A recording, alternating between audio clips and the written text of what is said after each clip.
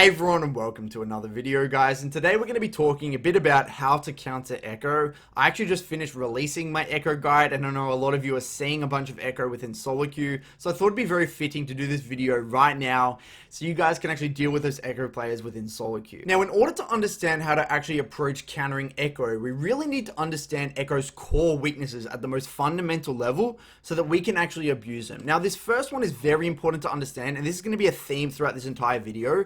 Ekko's Q, his Time Winder, is simultaneously his wave clear ability as well as his damage and trading ability, right? For any of you who have actually played Ekko in the past, you know that if you use your Q on the wave to last hit, to thin the wave, to wave clear, or whatever you want to do with the wave, you know that you have to respect and you can't do anything while it's on cooldown. You can't just go in with your E and W only. It's piss poor damage and you're never going to win a trade that way. You need your Q available to win a trade. This means if Ekko uses the Q conversely on the enemy for a trade, he has nothing to thin the wave. He's a melee champion. When that ability is on cooldown, Ekko is pretty much useless. So it's very important you understand this and always make Ekko make a choice between you or the wave. And you need to understand how to punish Ekko as a result of him making either one of those choices. And we're going to go over this a lot within this video and especially within the example section.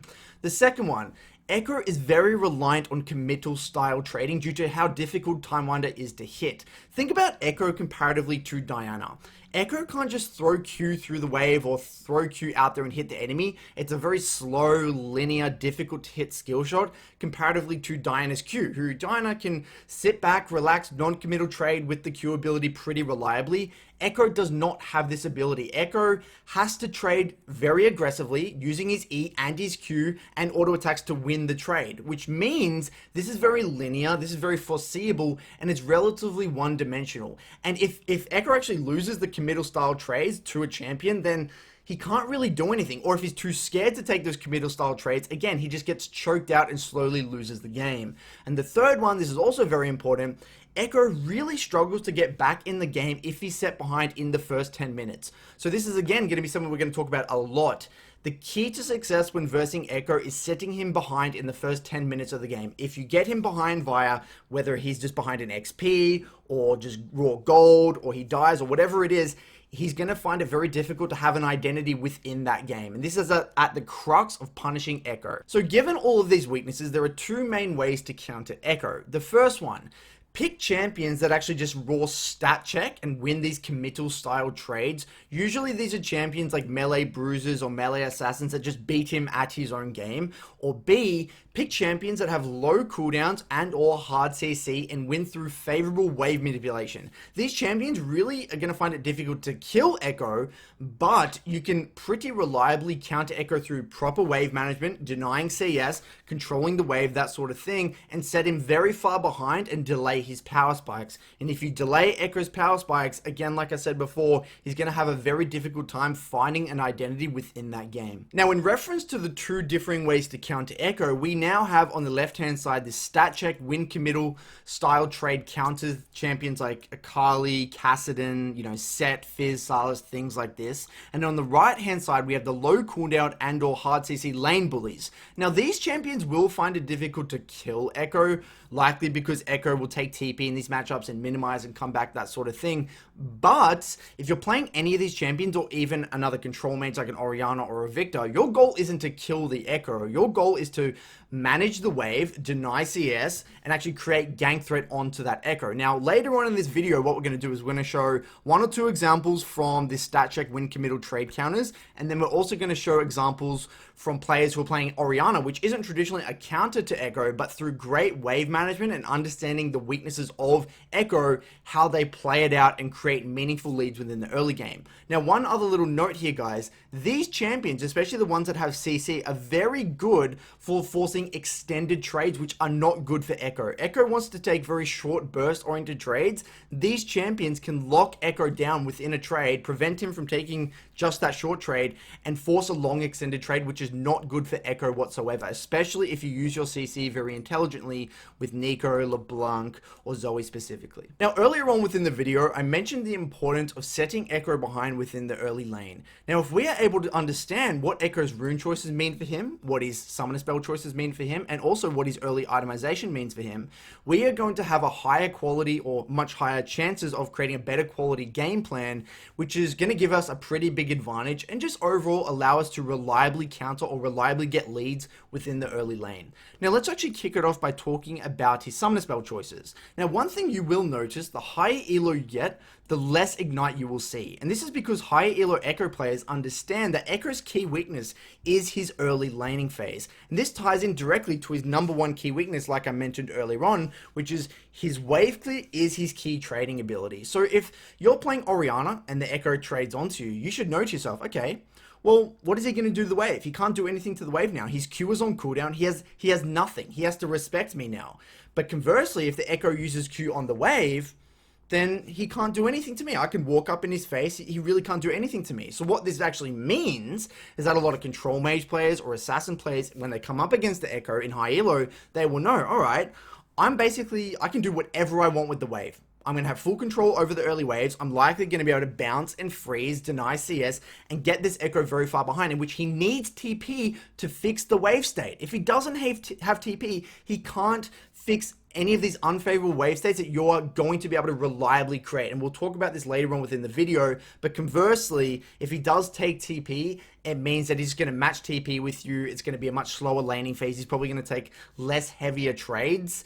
And it's just going to be a bit of a, relatively straightforward laning phase. Again, we'll talk about this later on. But one thing you do have to note, guys, if he does take TP, or the Ekko does take Ignite, is that Ignite generally means that Ekko is going to take very aggressive, chaotic, heavy trades. He's going to go for that early solo kill.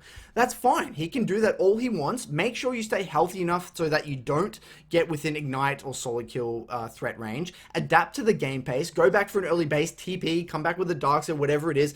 And then again, freeze the wave on your side or create a favorable wave state and deny him resources. Deny him CS, deny him XP, gold, that sort of thing, which is going to get him very behind and delay his first core item spike.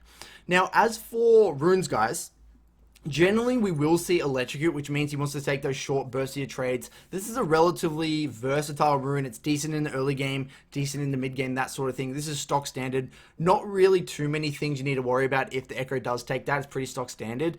The other ones that you do need to be wary of are Halo Blades. If they do take Halo Blades, then they can take very aggressive level 1 and level 2 trades, because of they can actually even start E and take a level 1 trade onto you, which can be very problematic. So make sure that if you see Halo Blades, they're generally going to trade more aggressively levels 1 and 2, whereas Electrocute, they're probably going to wait to level 3.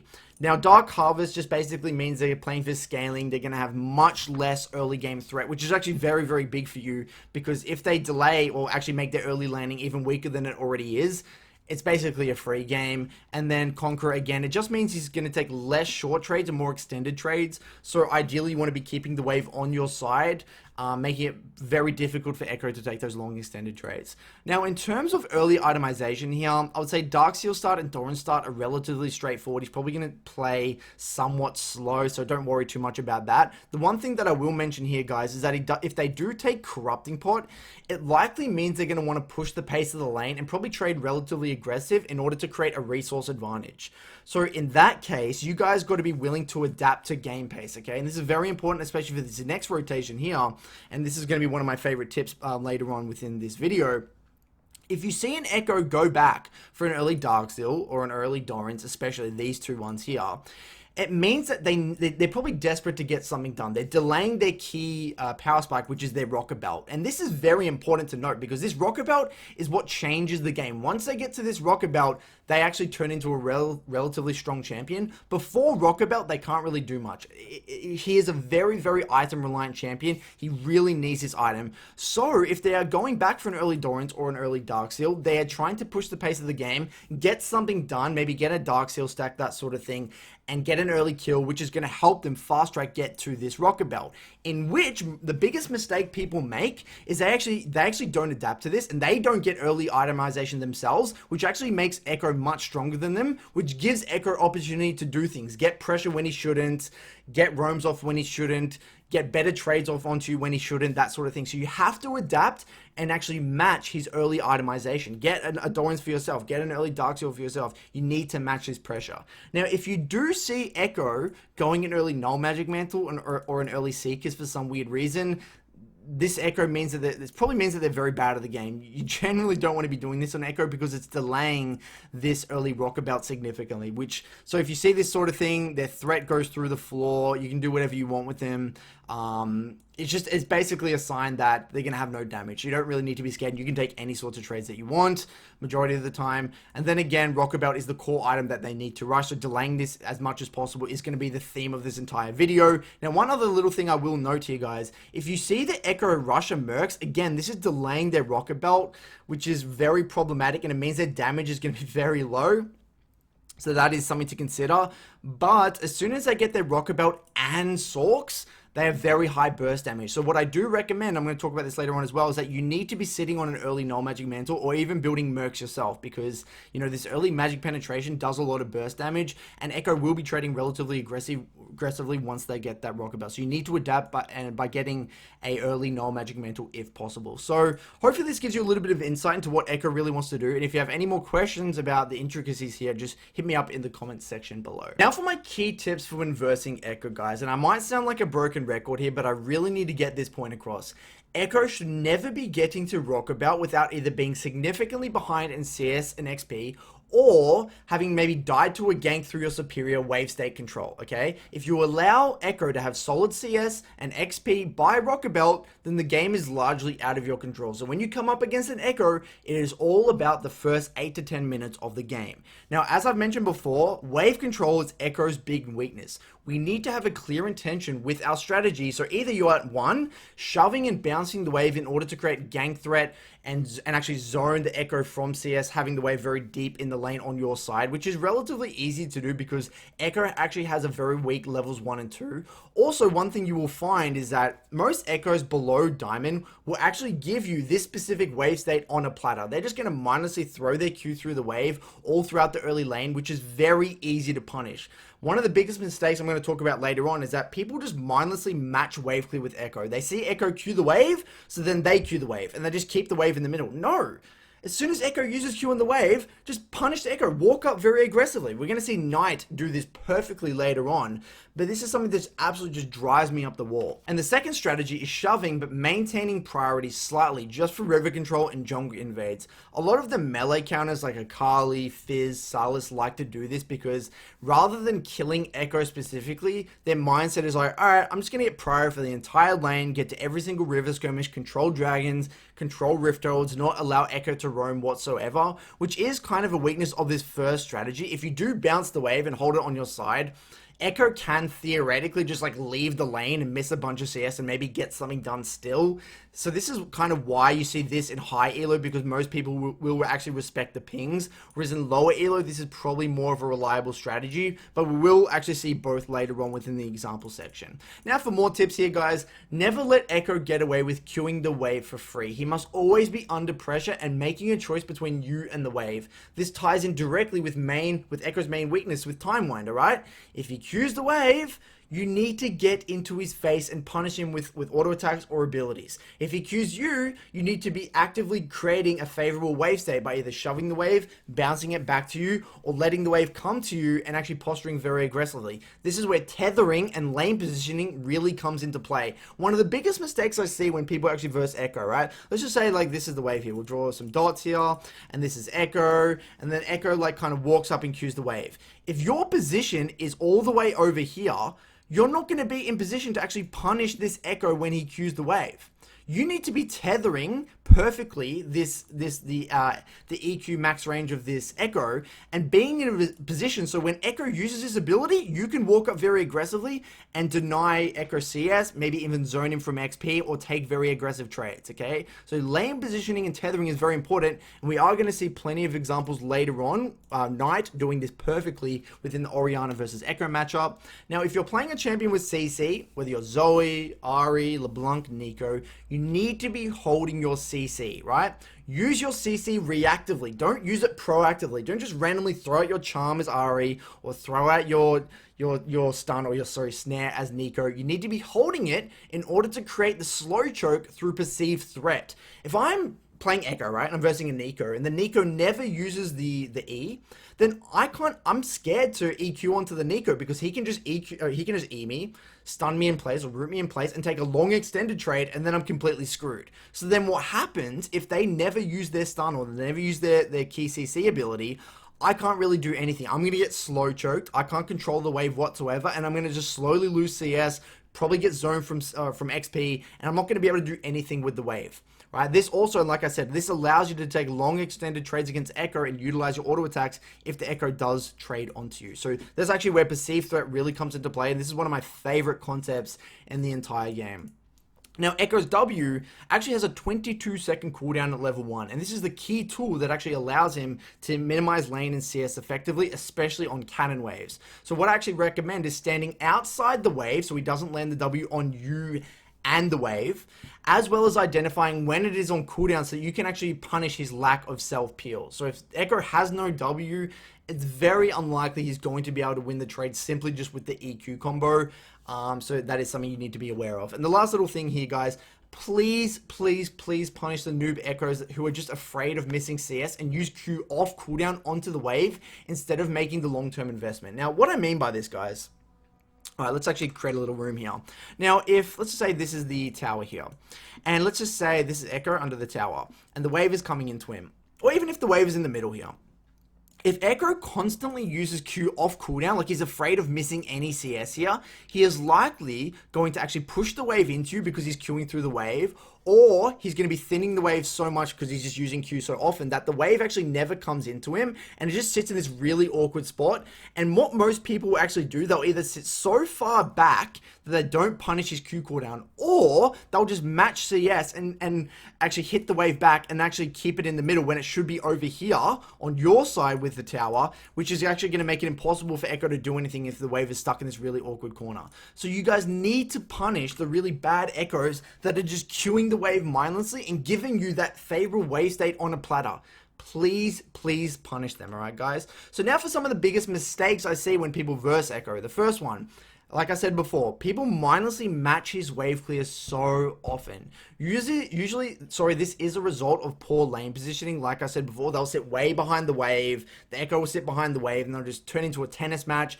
The wave's just ping-ponging back, it turns into a stalemate. This is very bad for most champions against the Ekko, because this allows Ekko to get to his rocker belt and his core item spike very reliably, okay? So you need to be in a position to punish his Q cooldown.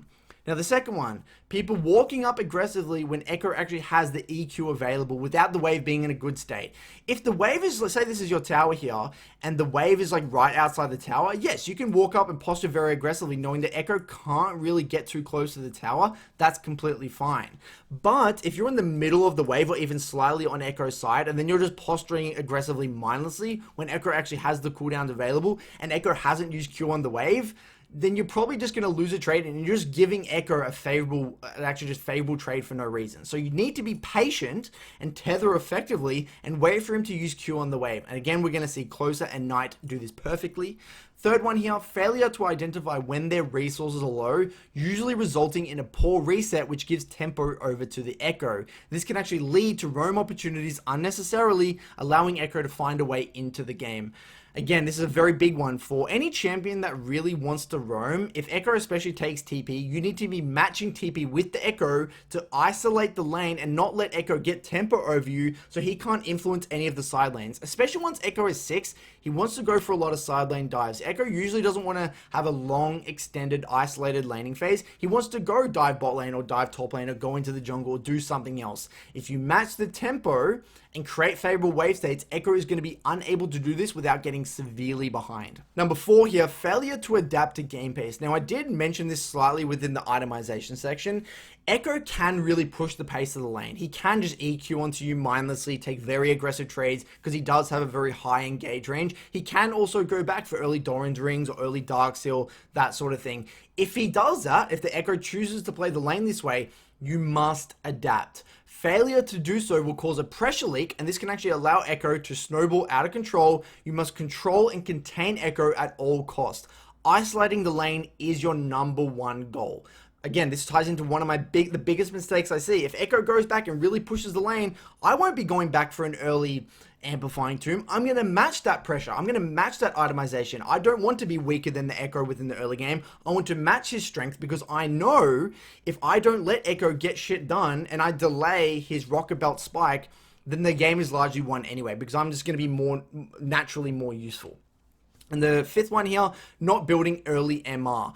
This is very important, especially if the Ekko chooses to go Sorks and the Rocket Belt burst build. Mercs is your best friend against Ekko, especially. No, I wouldn't rush it, but it is something that you do need to look into, or even just sitting on the Null Magic Mantle.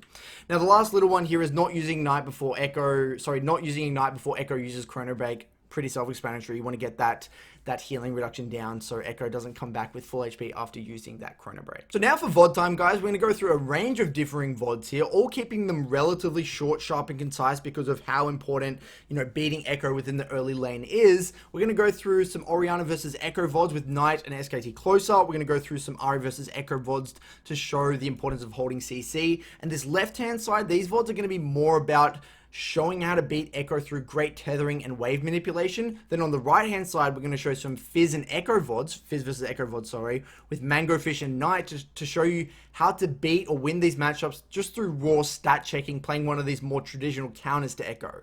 And these are a few of the things I want you to look out for, how Ekko is being punished for queuing the wave, how the players are actually posturing and tethering in order to take those long extended trades and utilize auto attacks, as well as how tempo is being assessed to actually keep the lane isolated and prevent Ekko from getting anywhere. And then on the right hand side, I want you guys to look for how the melee does not give any room for the Ekko to farm effectively, always getting in their face, always trying to force his long extended trades, and how the Ekko is getting punished for using Q on the wave just through great positioning. Now remember, these games aren't played perfectly, so we're going to dissect them, look at things that are done well, and also look at some of the things that are done poorly so that we can learn from both the great things and the poor things, guys. So let's dive into the examples. So for this first example here, guys, we're going to be watching a VOD of Knight versus a challenger Ekko player within Korean solo queue. This is a relatively old VOD, patch 10.12, but the fundamentals are literally identical, so it doesn't really matter. So in this VOD, you will notice that Knight postures very aggressively, and whenever Ekko uses Q, either on the wave or onto the Orianna, Knight chooses to posture very aggressively and gets that poke down. So it looks like he's going for that slow build strategy. Now look at that. He puts himself in a position where Ekko has to make a choice. Am I going to use my Time Winder to last hit these two creeps, or am I going to use the Q directly onto Knight, which is, in itself pretty unreliable because Time Winder or Ekko's Q as an ability is very slow, linear, and it's very difficult to hit skill shot. So now, if Ekko uses the Q onto the wave, he's going to posture aggressively to try and get Q and auto attacks down to either maybe zone him from XP or maybe just get some, nice little bit of poke down. That is the name of the game when versing Ekko. You need to make Ekko make a choice between you and the wave like this. You need to stand outside the wave and actually be tethering and posturing aggressively enough to be in location to trade back once Ekko uses the Q. If Knight were to stand back here or back here, he's not going to be in location to actually get the Q down onto this Ekko. This isn't traditionally even a good matchup for Orianna, but you'll notice the way he's playing, he's putting an insane amount of pressure onto this Ekko, and he knows Ekko can't really do anything levels 1 and 2, especially when Knight has actually created the minion advantage here. So he's slow building into this Ekko here. It will be interesting to see if he actually bounces and let it comes back out, or he just plays to maintain priority. Again, look at this. He stood outside the wave here to make Ekko make a choice between him and the wave, and as soon as Ekko walks up, knowing that his Q is on cooldown, boom, he gets another Q in a second. But boom, and extra auto attacks. Actually didn't use the Q, but got a few auto attacks in. So already Ekko's missed a few CS here. The pressure is on as well.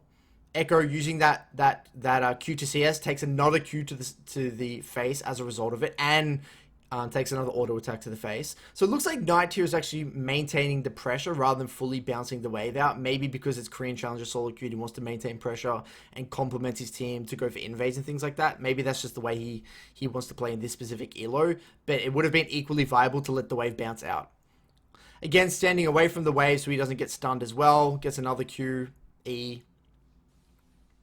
Walks up, postures relatively aggressively here. One thing you'll notice is that Knight does alter his positioning relatively defensively when his own Q is on cooldown. You can't just be posturing aggressively all the time. Beautiful. Look at this. Just knows exactly when Ekko's EQ cooldown is available. Really beautiful stuff here from Knight. So Ekko now has 0 corrupting pots, is already down, what, like 7 CS here. Look at that, boom. As soon as Ekko uses the Q through the wave, he's posturing incredibly aggressively. This is exactly what you want to be doing. Punishing this Ekko, making his life a living hell. Look at this. It's absolute masterclass. And it's really not that hard to do. This is pretty reliable, pretty replicable, as long as you understand jungle tracking. And, you know, Knight obviously knows where the enemy jungler is, so he probably could have warded to one side and done the exact same thing and just lent to one side.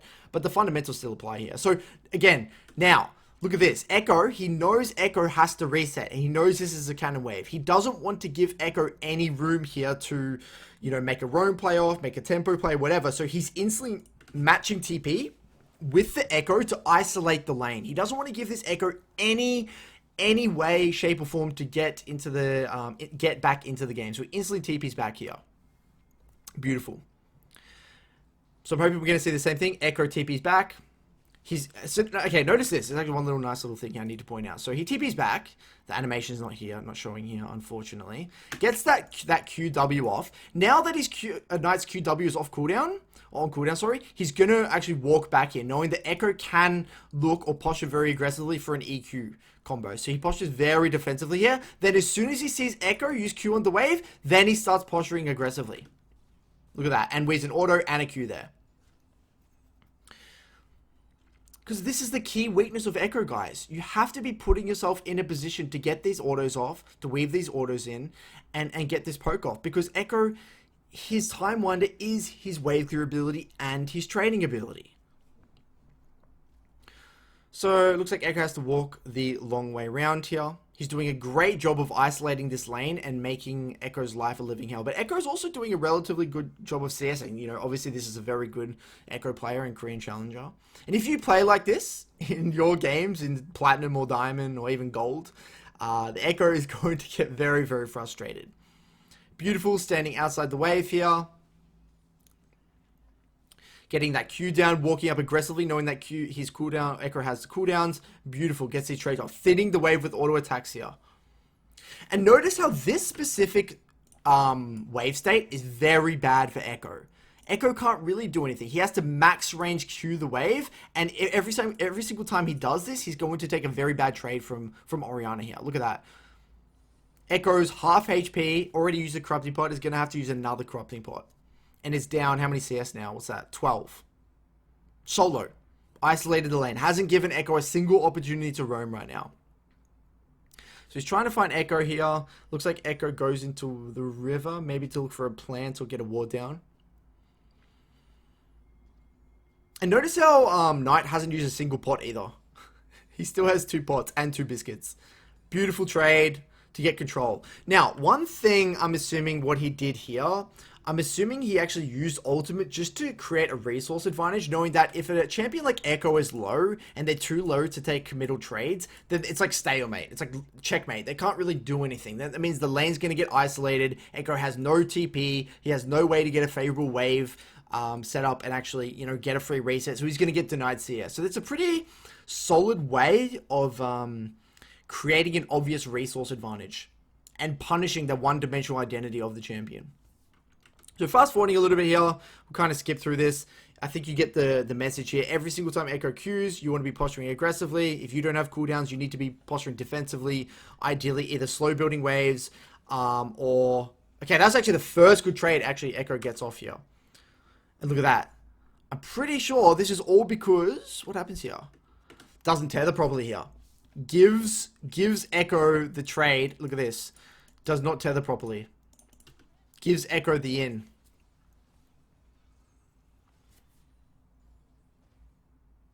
Okay, so fast forwarding a little bit here, looks like Ekko has to reset because Ekko has no resources, and, you know, if he can't take this committal trades, he's screwed. So then Knight ends up just shoving the wave, looking for a reset for himself here. So looking at it now, 48 CS to 64 in an isolated 1v1, and people even say this is a good matchup for Ekko. People say this is a counter to Orianna. So he's done a very good job of shutting this Ekko out of the game. Force Ekko to have some sloppy resets. Orianna is now at Lost Chapter, 20 CS up ahead, maintain priority through the majority of the lane. and you know, obviously outscales Ekko at this point in time. And basically 8 minutes into the game, Orianna starts to take some very good trades, and the game is essentially over, or at least you've done your job at shutting Ekko out of the game. It could have been a little bit better, but I think this Ekko has done a good job of utilizing TP, playing the waves relatively solid. And yeah, so what we're going to do now is look at a second VOD of Skt Closer playing the exact same matchup to see what he does within the early lane comparatively to Knight. So with this VOD here, guys, this is Skt Closer, another amazing mid laner. He's versing a Gen G mid laner. I believe that's their Academy mid laner or something like that. Also a Challenger player. This is on patch 10.16. Again, a while ago, but, you know, the lane matchup hasn't changed too much. Now, in this lane, the matchup was played much more aggressively from this Ekko. Same thing here. He's posturing very aggressively level 1, knowing that Ekko's Q is extremely unreliable to hit because it's a slow, linear projectile. Gets that poke off, gets that scorch. Ekko uses the Q on the wave here. We'll see if Orianna postures aggressively. Not really sure why he's not. Okay, now he's choosing to posture relatively aggressively here. Zones Ekko from the wave a little bit. Misses the Q, unfortunately. Again, every single time Ekko's walking up, he's going to posture aggressively with Q. Unfortunately, he's missed 2 Qs so far. That's actually kind of what makes Knight so special. He's so accurate with his skill shots comparatively to other mid laners. Now, Ekko goes for a very aggressive level 2 trade. Generally, you don't see this sort of trading from an Ekko. I'm assuming the way this Ekko is interpreting the matchup, he's probably thinking, all right, I've got probably Time Orb Tonic, I've got my Corrupting Pot, sorry. This Orianna actually has Doran's, so he really wants to push the pace of the lane. Okay? Now, the danger of doing this for Ekko like this, it's very, you know, your level 2 trades aren't amazing. You know, they're not that good because you can actually get traded on the back end like this. Takes a few autos, gets tethered perfectly.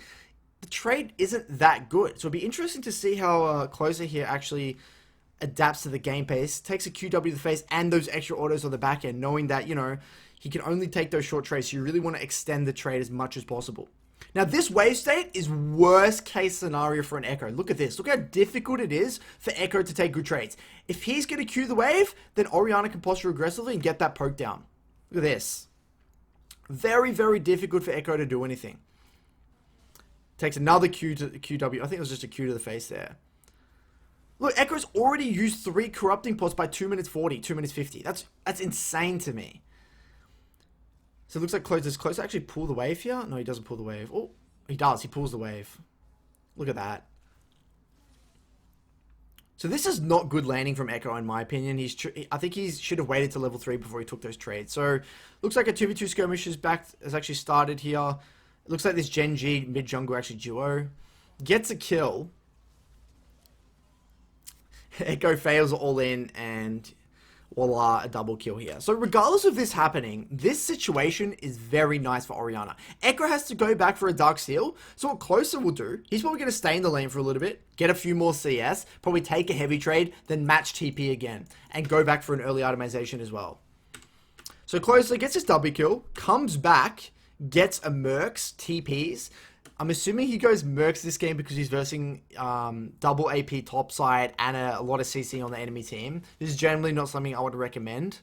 But anyway, let's actually see what he does here to push his lead. Looks like Volibear's going to come in from an angle. Ekko misses the EQ combo. He runs out. They try and chase him. Just survives. Ends up getting a kill onto the Ekko. I'm not really interested in this. This is pretty just classic solo queue stuff. Gets the wave in, TP's back. So now I want to see how he plays the wave from a favorable position. Alright, so here we go. Gets the wave in. He's got his Mercs, got his Amplifying Tomb. Walks up, auto attacks. Peels back. Takes his long extended trades. Look at that. Beautiful tethering. Gets another Q down. Knowing that Ekko can't really trade back after that EQ combo is off cooldown.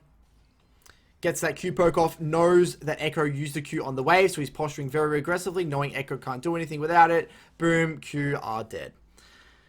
So I would say the main difference in this matchup is that the Ekko chooses to play a little bit more aggressively. Closer also misses 2 Qs that he probably should have hit. And also, Closer chooses to not thin the wave as much as Knight, because I think that Knight actually built the wave from level 1 much more effectively, and this Ekko actually got level 2 first and was able to take that aggressive trade off. But I would say this is actually a better strategy. This is actually the way I like to play Orianna into Ekko, because if an Ekko does this, I don't mind taking these trades, because I get to keep the wave here, I'll thin the wave with autos, and I'm just going to punish this Ekko every single time he uses Q on the wave. And this is essentially what you want to be doing even after the first base. As soon as Ekko gets 6, even levels 6 to 8, or 6 to 7 to 8, this is still the way I want to be playing the lane. I actually love the wave being in this location, because I can just walk past the wave, zone him make a choice between me and the wave, same thing, rinse and repeat. So what I want to do now, guys, is show you a clip of an Ahri player misplaying the lane. I actually completely disagree with the way this Ahri player played the lane, and I think this really encapsulates some of the key mistakes I see when people verse Ekko. So this Ahri is playing very aggressively level 1, just hard shoving the wave, maybe because she thinks that Ekko can't really see us under tower effectively, or maybe this allows Ahri to guarantee level 2 first of the second wave. The problem with this is you don't really get much poke down onto the Ekko, you don't really abuse that weak level 1, and yes, you deny a few CS onto the Ekko, but it's not really a big deal. I mean, because again, like this sort of wave state, it's not terrible for Ekko. Like he can always minimize, and you haven't really got any bit of damage down onto this Ekko yet. So Ekko's going to be able to extend this laning phase and get a somewhat decent base. So anyway, Ahri chooses to hard shove, get level 2 first off the second wave, ends up posturing relatively aggressively.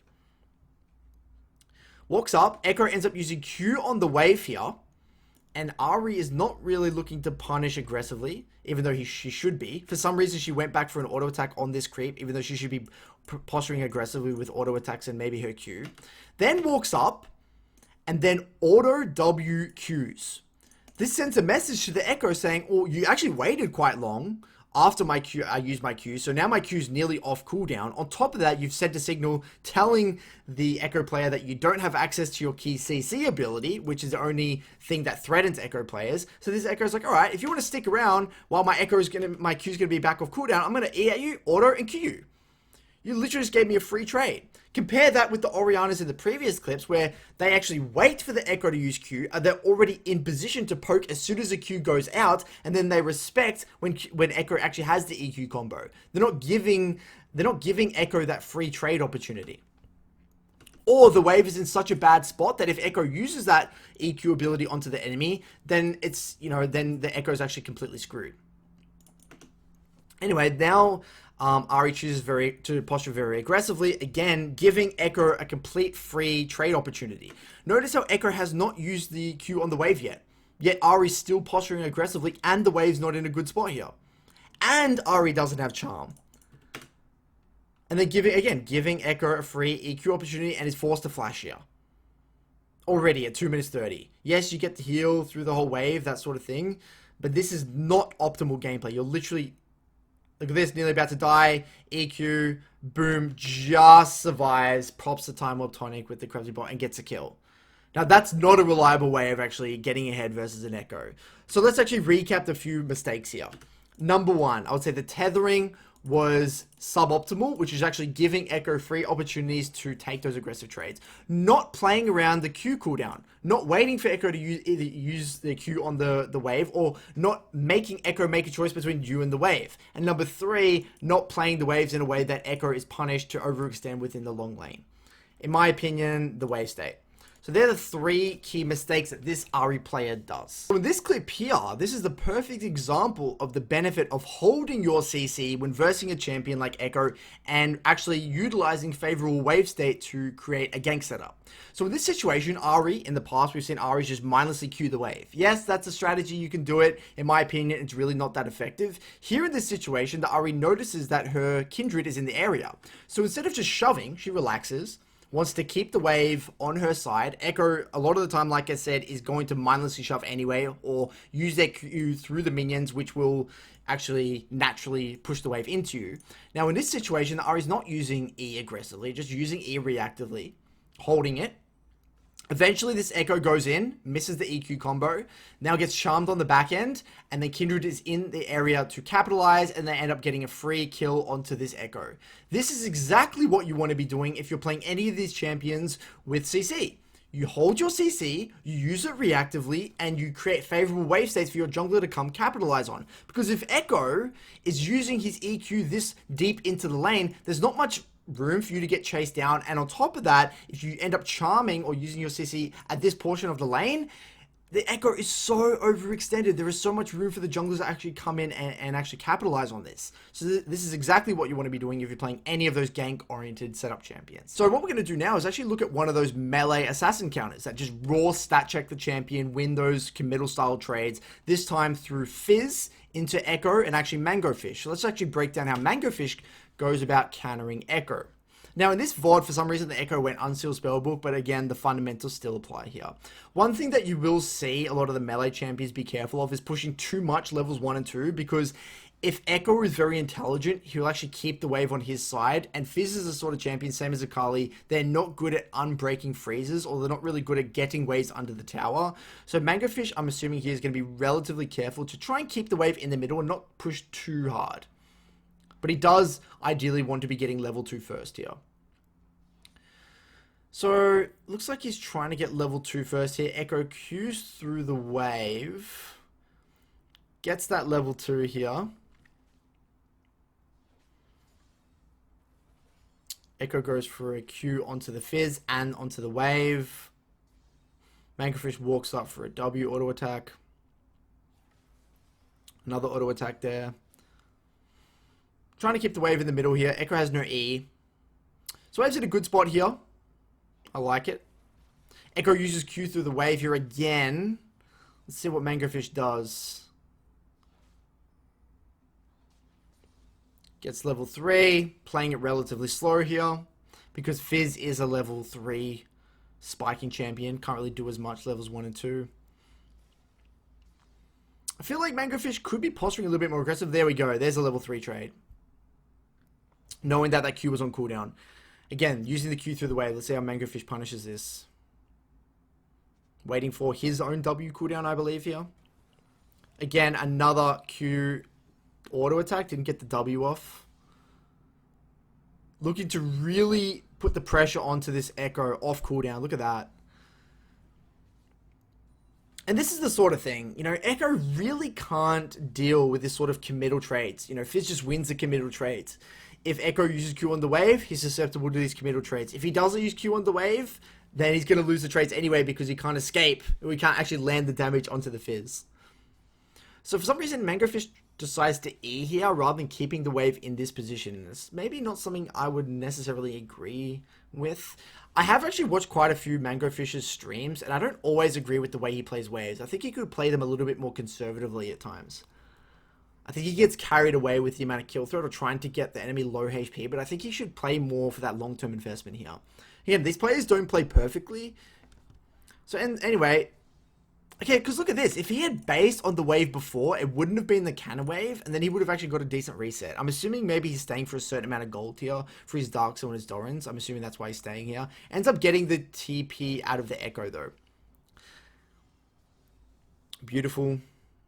Ends up staying. Oh no, ends up again getting the reset with the Darks and the Dorans. Comes back. Here we go.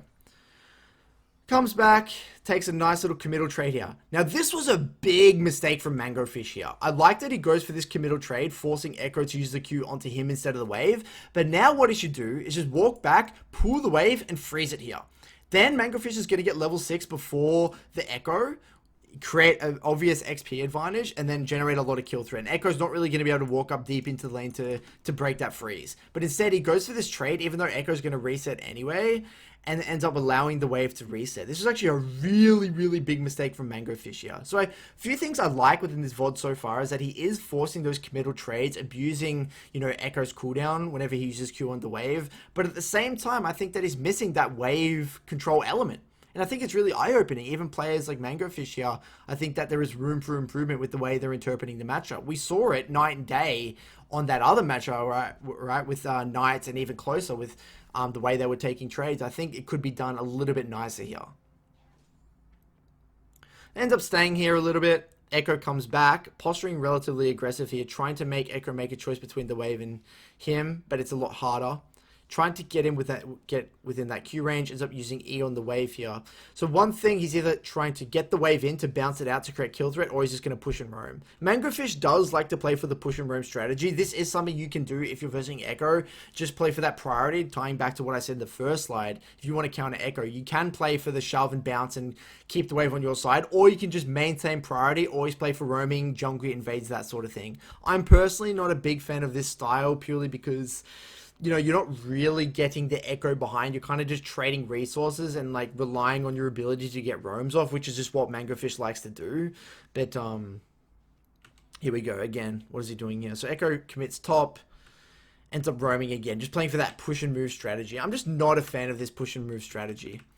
And I think eventually he keeps pushing and moving and gets like a kill. But again, like I said, you're not really getting Ekko behind, and you're just trading roam. Like it's like ping pong. I'm gonna get the wave in, then you're gonna get the wave in. I get a roam off a little bit faster than you, but still the same thing. Ekko is still gonna be able to create a roam opportunity. So I would say the biggest takeaways within this VOD is that yes, I like that Mangofish is posturing very aggressively and taking these committal style short trades, because, you know, he knows that Ekko can't really win these short trades back because, you know, he has to thin the wave.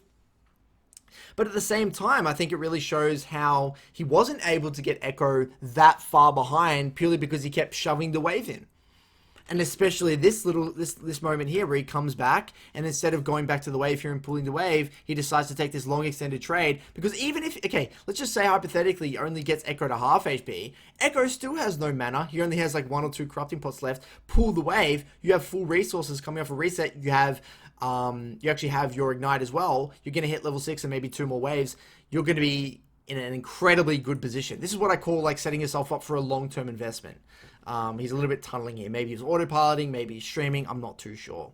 So let's actually look at Knight versus Fizz to compare the differences between these two players. Now in this VOD, we have Knight versing, again, another challenger Korean Ekko player, relatively high level. This Ekko ends up going for the Electrocute and Ignite setup, not TP, which is interesting. Now it looks like Knight is trying to get level 2 first, similar to what Mangofish did in the last VOD here.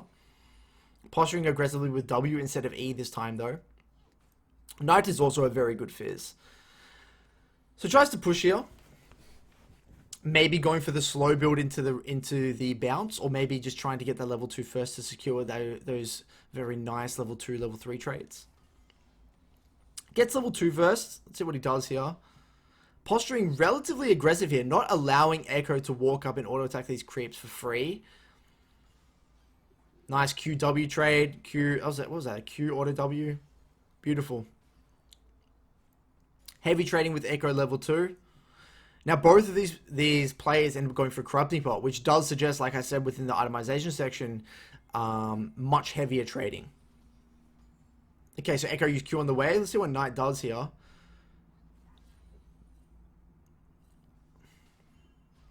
Boom. Very nice committal trades there. Punishing that Ekko Q cooldown. Walks up away from the W. Peels back. Dodges the Q. Trading Ignite here. Very, very heavy trading. Gets ganked from this Hecarim. Fails the E. Then flashes over. Okay. Okay, Knight resets. Comes back. Goes for a Doran's. Ekko also resets for a Darkseal. Now, this lane pace is great for a Fizz. It's actually not that good for an Ekko. Fizz doesn't mind going for an early Darkseal Doran's. And to be honest with you, Echoes can do it as well. But if you're not actively getting something from your early itemization with Ekko, it's very bad because you're just simply delaying your Rocket Belt. But Fizz doesn't really mind it. Okay, so Ekko uses Q on the wave here. Let's see if he postures aggressively here. Boom. Ekko uses Q on the wave here. What is the Knight going to do? Just CSing, trying to get the wave out. Maybe he wants to complement his Kane's roam. Unsure what he's trying to do here. Now he's posturing much more aggressively. There we go. So Ekko uses Q on the wave. He punishes, lands a nice little combo there. Beautiful trade. I love that aggressive posturing there. Making sure he's in position to punish Ekko if he chooses to Q the wave. Ekko Qs the wave again. What is he going to do? Love it. Beautiful aggressive posturing. Q, W there. Didn't get the auto W, unfortunately. Beautiful. Look at that. This is the posturing I'm talking about. Knowing that Ekko uses the Q on the wave, then you should get up in Ekko's face. Make sure he doesn't get away with it. Punish him for it. Gets an auto. That was just a Q auto. Then there was an auto W in the back end here. Beautiful. Pushing that lane pace. Hecarim goes for a nice gank here. Actually gets the gank off. Alright, fast forwarding. Knight comes back, ends up going for a Dark Seal and a tier 1 boost. Ekko has actually finished the Hextech Alternator. Now, the thing is with Fizz into Ekko, you still win those committal trades, funnily enough, even if there's an item advantage here. You'll see in a second.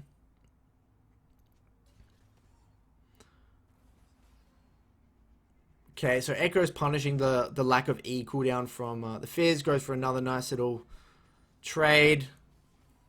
Trying to bait the Ekko in. He knows his Pantheon's in the area. Ult and just run down. Ekko can't ult because he's just going to run back into the team.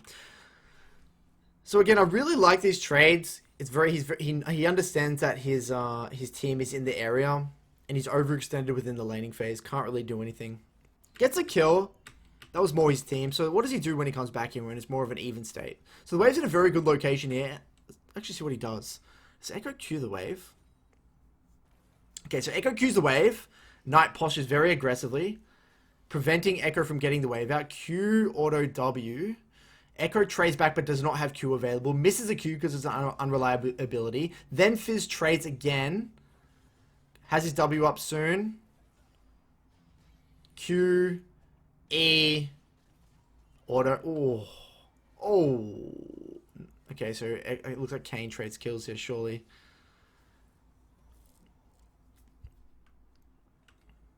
Ends up killing Ekko, or Pantheon ends up killing Ekko here. Nice. The Knight comes back. Wave is bouncing out.